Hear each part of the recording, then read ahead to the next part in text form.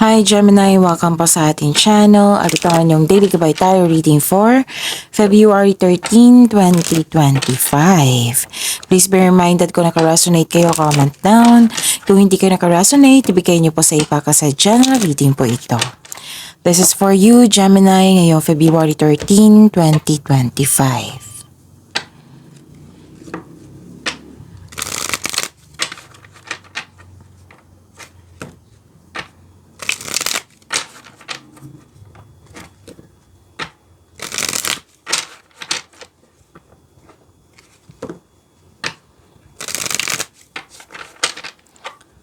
Para po ito sa inyo, Gemini, ngayong February 13, 2025. Maraming salamat po sa inyong patuloy na suporta at maraming salamat din po sa mga hindi nag-skip ng ads. Gamitin ang reading na ito bilang kabay lamang. Sa mga hindi pa nag-subscribe, subscribe na po kayo at click bell notification para malaman nyo na may bago tayong video. Para sa mga gusto magpa-reading po, may lumabas dyan sa screen nyo ngayon. Panoorin nyo po at sundin ang instruction. Spirits Guide, mga ganap po para kay Gemini ngayong February 13, 2025. I need 3 cards po.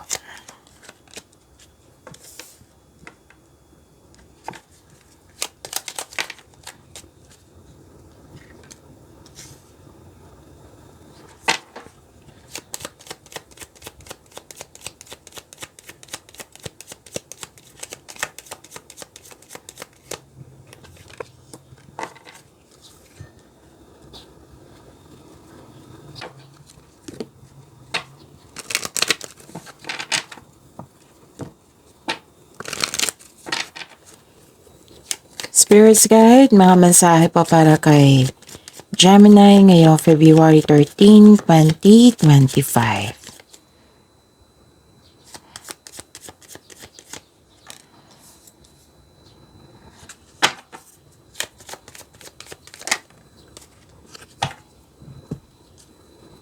Okay. Gemini, ngayong February 13, 2025. Maaring may bisita kayo ngayon. Gemini. Pwedeng kayo ang bisita rin. Tapos may matanggap kayong news or information na bibigyan mo siya ng aksyon o reaksyon. Pwedeng may lakad din kayo ngayon. Kung wala kayong bisita, pwedeng kayo ay may lakad ngayon. Tapos nakita ko dito, nag-self-study kayo. Pwede para may makuha kayong kaalaman, clarity. May nakita rin ako dito may malalaman kang sekreto sa araw na ito. Tapos, nakita ko rin dito na may celebration. Pwedeng meeting, reunion, party, celebration. A time for healing. Sabi po ng court. And have faith in your dreams.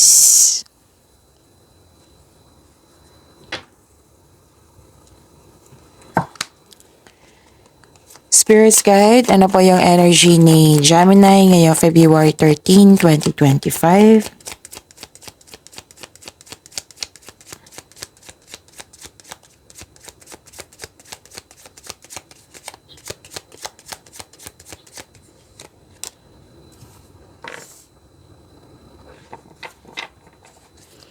And the clarification of this card po.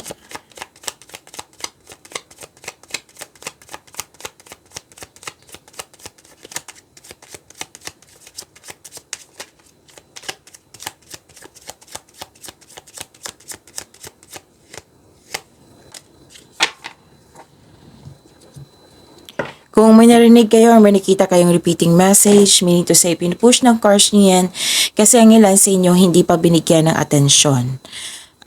Kung maaari po, kung maaari din po, bigyan po ng solusyon at aksyon. Remember, Gemini, at the end of the day, alam mo na ikaw lang taong may kakayahan at responsable na gumawa ng sarili mong katotohanan at kinabukasan. So, ano yung energy ni Gemini? Huwag kayong mawalan ng pag-asa. Kaya nga may sabi dito, a time for healing, have faith in your dreams. Be confident. Kasi nakita ko dito na some of you nagkaroon ng lack of self-confidence. Naging weak, madaling mag-give up, hindi ka madaling wala kang tiwala sa sarili mo, uncomfortable ka sa situation mo ngayon. So, ano yung gawin? Sabi po ng card dito, have faith in the universe. Face your fears with self-confidence and courage. Habaan din yung pasensya po. Okay? Ano pa? Nakita ko dito na nagkaroon po ng awakening. Okay. At the end of the day, At the end of the day, nagkaroon ng awakening, acceptance, purpose, self-assessment. This is ending with new beginning. Bumalik yung power mo. Pwedeng itong, itong nararamdaman nyo na panghihina or lack of self-confidence na nawalan kayo ng pag-asa, ganun. Pwedeng nangyari ito kahapon kahapon or ngayon. Pero don't worry kasi at the end of the day, nakita ko dito awakening, pagtanggap sa mga nangyari. Atonement, yung ending with new beginning.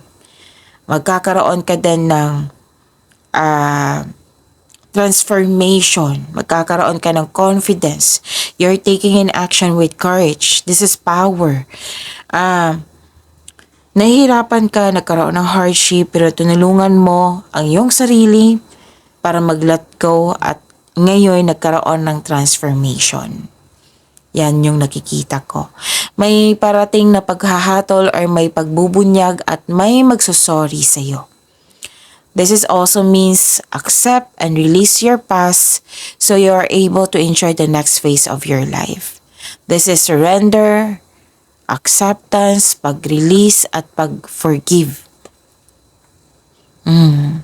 Kaya nga may sabi dito, a time for healing. Kasi binigyan mo ng aksyon eh. After nyan, magkakaroon ng process of healing. Accept your mistakes as well sa taong ito. Kung tao ito ha, pwede din sitwasyon ito. Accept your mistakes as well sa taong ito so you can successfully let the past go. May nangyari kasi nakasakaraan or kahapon na hindi mo nagustuhan. Maaari din ha na may taong gustong bumalik sa inyo at humingi ng tawad at humingi ng closure. So, seek forgiveness in order to move forward. At saka may sabi dito na wag niyo po daw dalihin yung mga nangyari sa nakaraan na may pagkakamali. Kunin mo lang yung nangyari sa nakaraan, yung learning sa nakaraan, yung wisdom message sa mga nangyari sa nakaraan. Mag-focus kayo sa pag-release sa nakaraan at mag-move forward kayo into a new and more successful period. Nakikita ko po dito yung success is coming. May parating po na pagbabago sa inyo. Development, pag-level up. Whether sa sarili mo ito, whether sa love life ito, sa career and money, sa sitwasyon mo, sa connection mo sa isang tao. Pagbabago nga. Okay? Kasi some of you dito, nakikita ko dito na pwedeng napanghinaan kayo ng loob ng dahil sa mga nangyari talaga. Huwag nyo hayaan na ma-stuck kayo sa nakaraan ha, kasi tapos na yan. Kailangan nyo na yan i-let go. Accept and move forward. The past cannot be changed. Kailangan mo lang itong tanggapin na nangyari ito at kunin yung aral. 'Di ba? May case na binigyan tayo ng pagsubok para may makuha tayong aral. Spirits guide, career and money po ni Gemini ngayong February 13, 2025. Chinek ko talaga. yung date. February 13, 2025. Okay na to.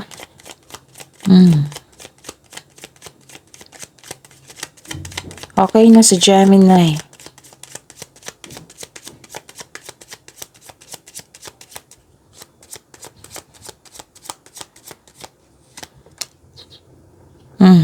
Okay na. Sa career and money nyo, nagkaroon ng recovery. Umiiwas ka na sa toxicity. This card tells you na this is a sign na this is a good sign, of course. Kasi recovery ito freedom ito.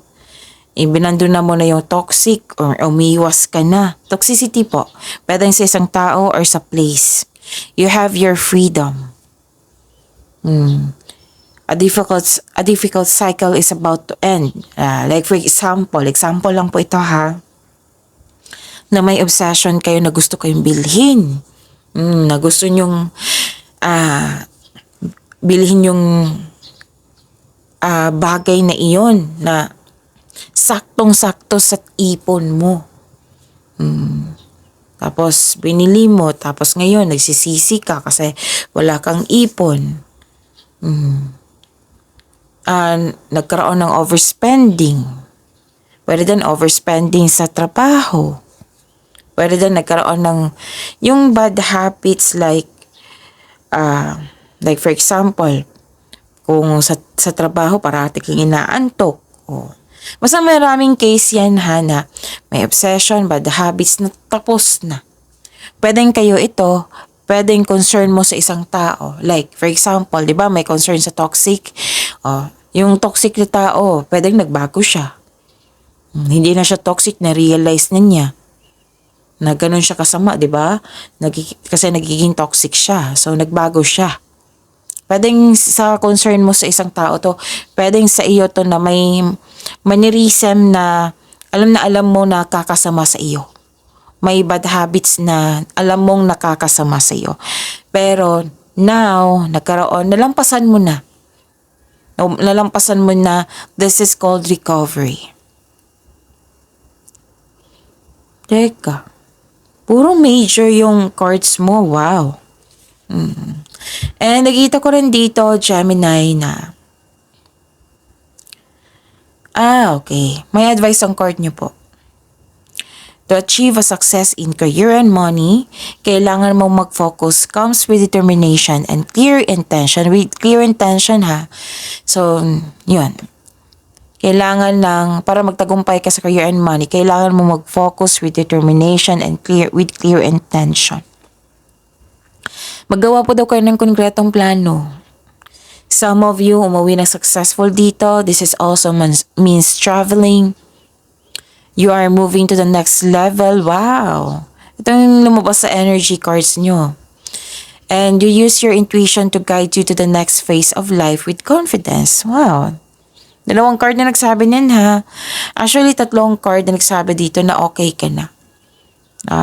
Your power is back. You're in a good mood. May success. May movement para sa pag-level up mo. Okay, so you are very inspired. Nagkaroon ng determination. Concentration din. Focus. Nagkaroon ng momentum. You have success in the face of difficulty. Mas na-challenge ka pag may difficulty. You have success in the face of difficulty. Okay? So, claim nyo itong success pag-level up nyo. Lalo na itong recovery na ito. Ang ganda. Spirits guide. This is your love life, right? Love life, self-love, partnership, and romance. The clarification of this card po.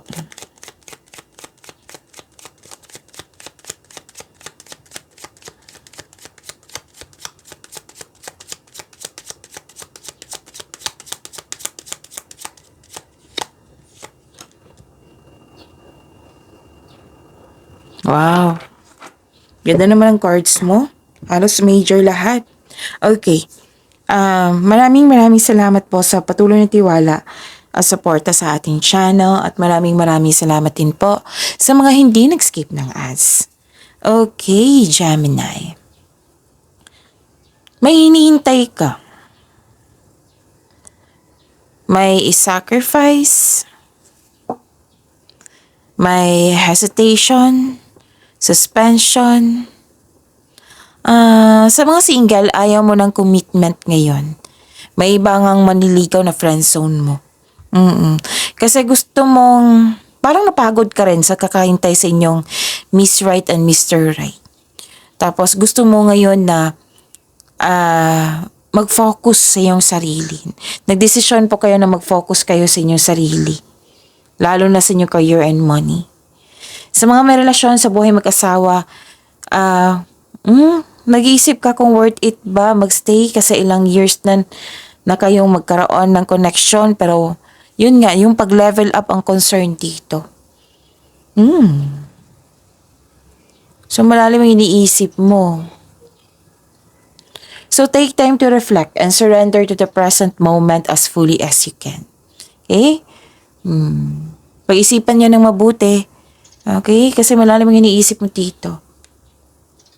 Ihanda yung sarili mo kung karapat-dapat pa. Yan yung sabi ng card. Kasi may parating na pagsasakripisyo or pagsusuko eh. Whether sa single man ito or sa mga marelasyon dyan sa buhay mag-asawa.